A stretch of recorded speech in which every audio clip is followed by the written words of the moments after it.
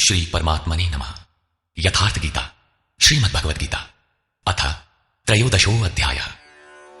गीता के आरंभ में ही धृतराष्ट्र का प्रश्न था कि संजय, धर्म क्षेत्र में तथा कुरुक्षेत्र में युद्ध की इच्छा से एकत्र हुए मेरे और पांडु पुत्रों ने क्या किया? अभी तक ये नहीं बताया गया कि वो क्षेत्र है कहां, किंतु जिन महापुरुष ने जिस क्षेत्र में युद्ध बताया स्वयं ही उस क्षेत्र का प्रस्तुत अध्याय में निर्णय देते हैं कि वो क्षेत्र वस्तुतः है कहां। श्री भगवान वाचा,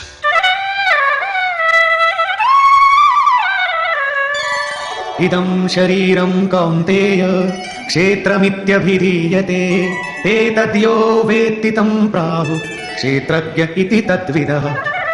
कौन्तेय, ये शरीर ही एक क्षेत्र है और इसको जो भली प्रकार जानता है वो क्षेत्रज्ञ है। वो उसमें फंसा नहीं है बल्कि उसका संचालक है, ऐसा उस तत्व को विदित करने वाले महापुरुषों ने कहा है। शरीर तो एक ही है, उसमें धर्म क्षेत्र और कुरुक्षेत्र ये दो क्षेत्र कैसे? वस्तुतः इस एक ही शरीर के अंतराल में अंतःकरण की दो प्रवृत्तियां पुरातन है। एक तो परम धर्म परमात्मा में प्रवेश दिलाने वाली पुण्यमयी प्रवृत्ति दैवी संपत्ति है और दूसरी है आसुरी संपत्ति, दूषित दृष्टिकोण से जिसका गठन है, जो नश्वर संसार में विश्वास दिलाती है। जब आसुरी संपत्ति का बाहुल्य होता है तो यही शरीर कुरुक्षेत्र बन जाता है और इसी शरीर के अंतराल में जब दैवी संपत्ति का बाहुल्य होता है तो यही शरीर धर्म क्षेत्र कहलाता है। ये चढ़ाव उतार बराबर लगा रहता है, किंतु तत्वदर्शी महापुरुष के सान्निध्य से जब कोई अनन्य भक्ति द्वारा आराधना में प्रवृत्त होता है तो दोनों प्रवृत्तियों में निर्णायक युद्ध का सूत्रपात हो जाता है। क्रमशः दैवी संपत्ति का उत्थान और आसुरी संपत्ति का शमन हो जाता है। आसुरी संपत्ति सर्वथा शमन के उपरांत परम के दिग्दर्शन की अवस्था आती है। दर्शन के साथ ही दैवी संपत्ति की आवश्यकता समाप्त हो जाती है, अतः वो भी परमात्मा में स्वतः विलय हो जाती है। भजने वाला पुरुष परमात्मा में प्रवेश पा जाता है। 11वें अध्याय में अर्जुन ने देखा कि कौरव पक्ष के अनंतर पांडव पक्ष के योद्धा भी योगेश्वर में विलीन होते जा रहे हैं। इस विलय के पश्चात पुरुष का जो स्वरूप है वही क्षेत्रज्ञ है। आगे देखें। क्षेत्रज्ञं चापि मां विद्धि सर्वक्षेत्रेषु भारत क्षेत्र क्षेत्रज्ञयोर् ज्ञानं यत्तज्ज्ञानं मतं मम। हे अर्जुन, तू सब क्षेत्रों में क्षेत्रज्ञ मुझे ही जान, अर्थात मैं भी क्षेत्रज्ञ हूं। जो इस क्षेत्र को जानता है वो क्षेत्रज्ञ है, ऐसा उसे साक्षात जानने वाले महापुरुष कहते हैं। और श्री कृष्ण कहते हैं कि मैं भी क्षेत्रज्ञ हूं, अर्थात श्री कृष्ण भी एक योगेश्वर ही थे। क्षेत्र और क्षेत्रज्ञ अर्थात विकार सहित प्रकृति और पुरुष को तत्व से जानना ही ज्ञान है, ऐसा मेरा मत है। अर्थात साक्षात्कार सहित इनकी जानकारी का नाम ज्ञान है, कोरी बहस का नाम ज्ञान नहीं है। तत्क्षेत्रं यच्चयादृक्च यद्विकारी यतश्च यत् सचयो यत्प्रभावश्च तत्समासेन मे शृणु। वो क्षेत्र जैसा है और जिन विकारों वाला है तथा जिस कारण से हुआ है, तथा वो क्षेत्रज्ञ भी जो है और जिस प्रभाव वाला है, वो सब मुझसे संक्षेप में सुन। अर्थात क्षेत्र विकार वाला है, किसी कारण से हुआ है, जबकि क्षेत्रज्ञ केवल प्रभाव वाला है। मैं ही कहता हूं, ऐसी बात नहीं है, ऋषि भी कहते हैं। ऋषिभिर्बहुधा गीतं छन्दोभिर्विविधैः पृथक् ब्रह्मसूत्रपदैश्चैव हेतुमद्भिर्विनिश्चितैः। ये क्षेत्र और क्षेत्रज्ञ का तत्व ऋषियों द्वारा बहुत प्रकार से गायन किया गया है तथा नाना प्रकार से वेदों की मंत्रणा द्वारा विभाजित करके भी कहा गया है तथा विशेष रूप से निश्चित किए हुए युक्त युक्त ब्रह्मसूत्र के वाक्यों द्वारा भी वही कहा गया है। अर्थात वेदांत, महर्षि, ब्रह्मसूत्र और हम एक ही बात कहने जा रहे हैं। श्री कृष्ण वही कहते हैं जो इन सब ने कहा है। क्या शरीर अर्थात क्षेत्र इतना ही है जितना दिखाई देता है? इस पर कहते हैं महाभूतान्यहंकारो बुद्धिरव्यक्तमेव च इंद्रियाणि दशैकञ्च पंचचेन्द्रियगोचराः। अर्जुन, पंच महाभूत अर्थात क्षिति, जल, पावक, गगन, समीर, अहंकार, बुद्धि और चित्त। चित्त का नाम न लेकर उसे अव्यक्त परा प्रकृति कहा गया, अर्थात मूल प्रकृति पर प्रकाश डाला गया है, जिसमें परा प्रकृति भी सम्मिलित है। उपर्युक्त 8 अष्टधा मूल प्रकृति है तथा 10 इंद्रियां, आंख, नाक, कान, त्वचा, जिह्वा, रसना, हाथ, पैर, उपस्थ तथा गुदा। एक मन और 5 इंद्रियों के विषय रूप, रस, गंध, शब्द और स्पर्श तथा इच्छा, द्वेषः, सुखं दुःखं संघातश्चेतना धृतिः एतत् क्षेत्रं समासेन सविकारमुदाहृतम्। इच्छा, द्वेष, सुख दुख और सबका समूह स्थूल देह का यह पिंड, चेतना और धैर्य, इस प्रकार ये क्षेत्र विकारों सहित संक्षेप से कहा गया। संक्षेप में यही क्षेत्र का स्वरूप है जिसमें बोया हुआ भला और बुरा बीज संस्कारों के रूप में उगता है। शरीर ही क्षेत्र है। शरीर में गारा मसाला किस वस्तु का है? तो यही 5 तत्व, 10 इंद्रियां, एक मन इत्यादि जैसा लक्षण ऊपर गिनाया गया है। इन सबका सामूहिक संघात पिंड शरीर है। जब तक ये विकार रहेंगे तब तक ये पिंड भी विद्यमान रहेंगे, इसलिए कि ये विकारों से बना है। अब उस क्षेत्रज्ञ का स्वरूप देखें जो इस क्षेत्र में लिप्त नहीं बल्कि उससे निवृत्त है। अमानित्वमदम्भित्वम् अहिंसा क्षान्तिरार्जवम् आचार्योपासनं शौचं स्थैर्यमात्मपि निग्रहः। हे अर्जुन, मान अपमान का अभाव, दंभाचरण का अभाव अहिंसा, अर्थात अपनी तथा अन्य किसी की आत्मा को कष्ट न देना अहिंसा है। अहिंसा का अर्थ केवल इतना ही नहीं है कि चींटी मत मारो। श्री कृष्ण ने कहा कि अपनी आत्मा को अधोगति में न पहुंचाओ, उसको अधोगति में पहुंचाना हिंसा है और उसका उत्थान ही शुद्ध अहिंसा है। ऐसा पुरुष अन्य आत्माओं के उत्थान हेतु भी उन्मुख रहता है।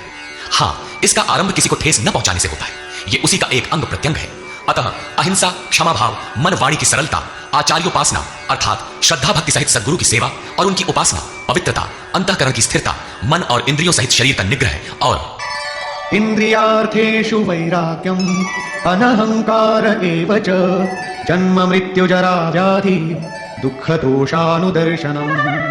इस लोक और परलोक के देखे सुने भोगों में आसक्ति का अभाव, अहम का अभाव, जन्म मृत्यु, वृद्धावस्था, रोग और भोगादि में दुख दोष का बारंबार चिंतन, असक्तिरनभिष्वङ्गः पुत्रदार गृहादिषु नित्यं च समचित्तत्वम् इष्टानिष्टोपपत्तिषु।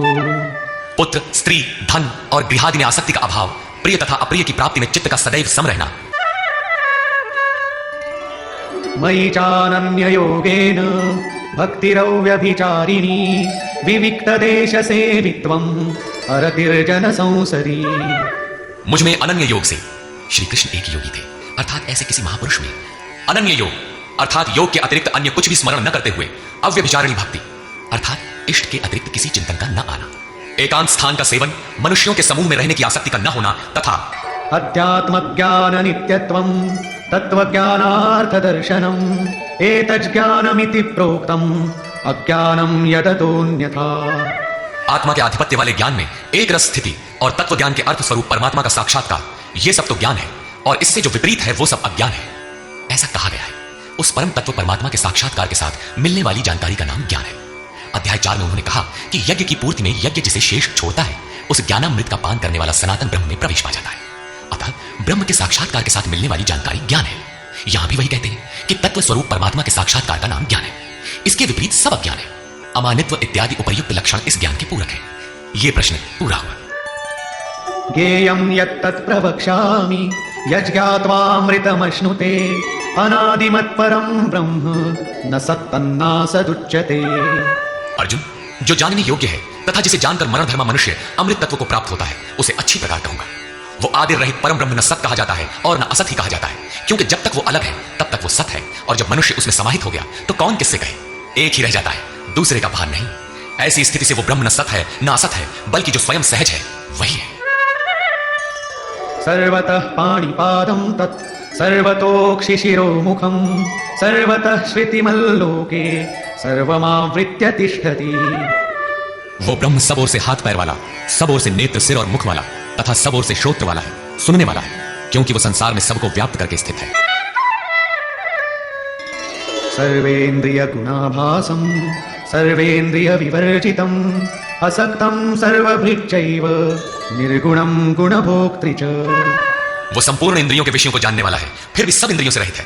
वो आसक्ति रहित, गुणों से अतीत होने पर भी सबको धारण और पोषण करने वाला और सभी गुणों को भोगने वाला है, अर्थात एक एक करके सभी गुणों को अपने में लय कर लेता है।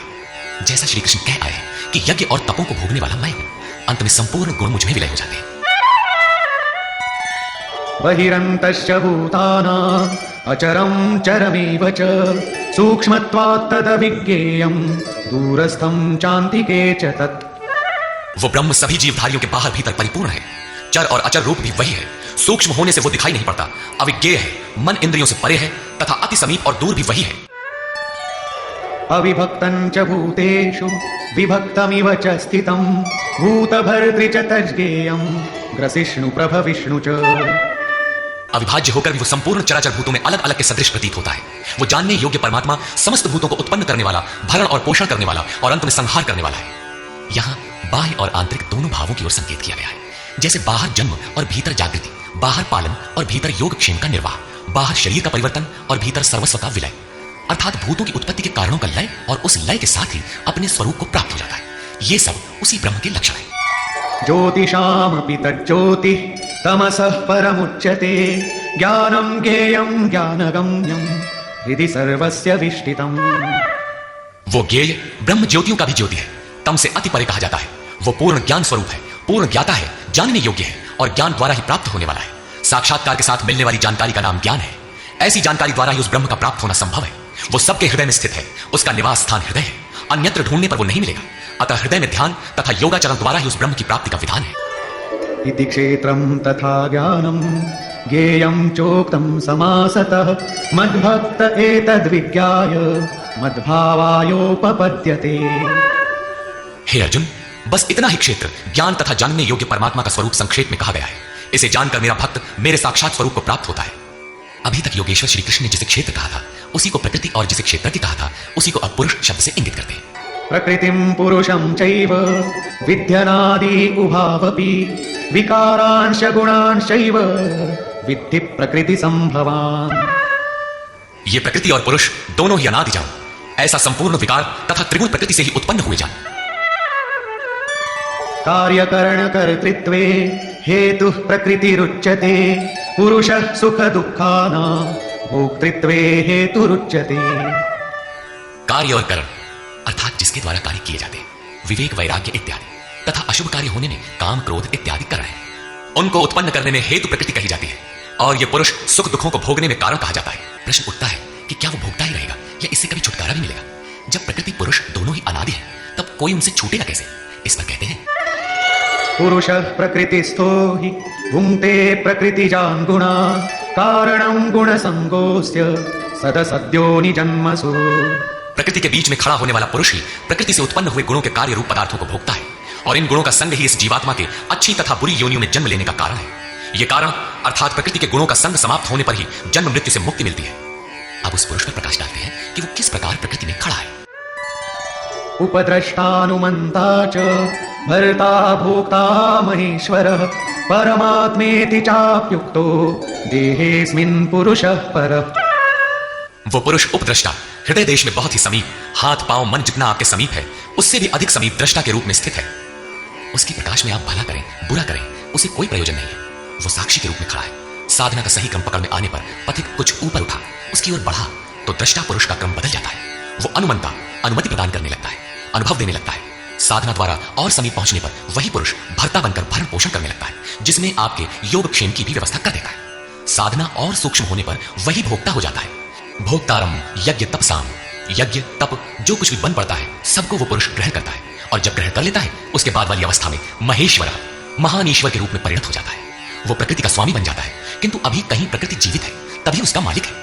इससे भी उन्नत अवस्था में वही पुरुष परमात्मेत चापयुक्तो, जब परम से संयुक्त हो जाता है तब परमात्मा कहलाता है। इस प्रकार शरीर में रहते हुए भी ये पुरुष अर्थात आत्मा परह ही है, सर्वथा इस प्रकृति से परे ही है। अंतर इतना ही है कि आरंभ में ये दृष्टा के रूप में था, क्रमशः उत्थान होते होते परम का स्पर्श कर परमात्मा के रूप में परिणत हो जाता है। य एवं वेत्ति पुरुषं प्रकृतिं च गुणैः सह सर्वथा वर्तमानोऽपि न स भूयोऽभिजायते। इस प्रकार पुरुष को और गुणों के सहित प्रकृति को जो मनुष्य साक्षात्कार के साथ विदित कर लेता है वो सब प्रकार से बरतता हुआ भी फिर नहीं जन्मता, अर्थात उसका पुनर्जन्म नहीं होता। यही मुक्ति है। अभी तक योगेश्वर श्री कृष्ण ने ब्रह्म और प्रकृति की प्रत्यक्ष जानकारी के साथ मिलने वाली परम गति अर्थात उसका पुनर्जन्म से निवृत्ति पर प्रकाश डाला, और अब वे उसी योग पर बल देते हैं जिसकी प्रक्रिया है आराधना, क्योंकि इस कर्म को कार्य रूप दिए बिना कोई पाता नहीं। ध्यानेनात्मनि पश्यन्ति केचिदात्मानमात्मना अन्ये सांख्येन योगेन कर्मयोगेन चापरे। हे अर्जुन, उस आत्मान परमात्मा को कितने ही मनुष्य तो आत्मना अपने अंतर चिंतन से ध्यान के द्वारा आत्मन हृदय देश में देखते हैं, कितने ही सांख्य योग के द्वारा अर्थात अपनी शक्ति को समझते हुए उसी कर्म में प्रवृत्त होते हैं, और अन्य बहुत से उसे निष्काम कर्म योग द्वारा देखते हैं, समर्पण के साथ उसी नियत कर्म में प्रवृत्त होते हैं।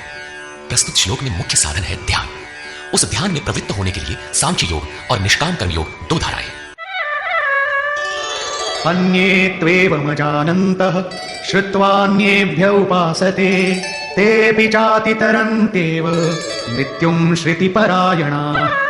परंतु दूसरे जिनको साधना का ज्ञान नहीं है वे इस प्रकार न जानते हुए अन्येभ्यः दूसरे जो तत्व के जानने वाले महापुरुष हैं उनके द्वारा सुनकर ही उपासना करते हैं, और वे सुनने के परायण हुए पुरुष भी मृत्यु रूपी संसार सागर से निसंदेह तर जाते हैं। अतः कुछ भी पार न लगे तो सत्संग करें।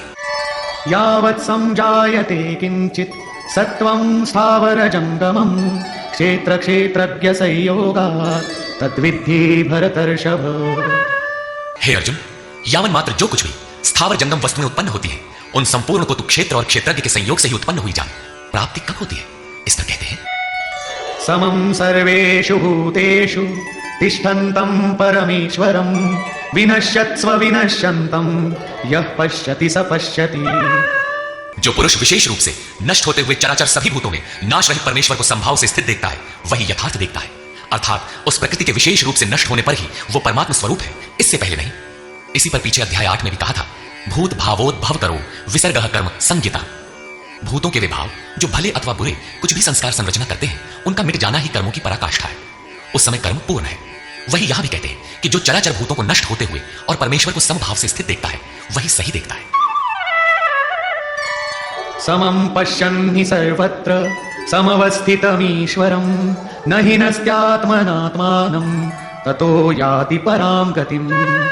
क्योंकि वो पुरुष सर्वत्र समभाव से स्थित परमेश्वर को समान अर्थात जैसा है वैसा ही समान देखता हुआ अपने द्वारा स्वयं को नष्ट नहीं करता, क्योंकि जैसा था वैसा उसने देखा, इसलिए वो परम गति को प्राप्त होता है। प्राप्ति वाले पुरुष के लक्षण बताते हैं। प्रकृत्यैव च कर्माणि क्रियमाणानि सर्वशः यः पश्यति तथात्मानम् अकर्तारं स पश्यति।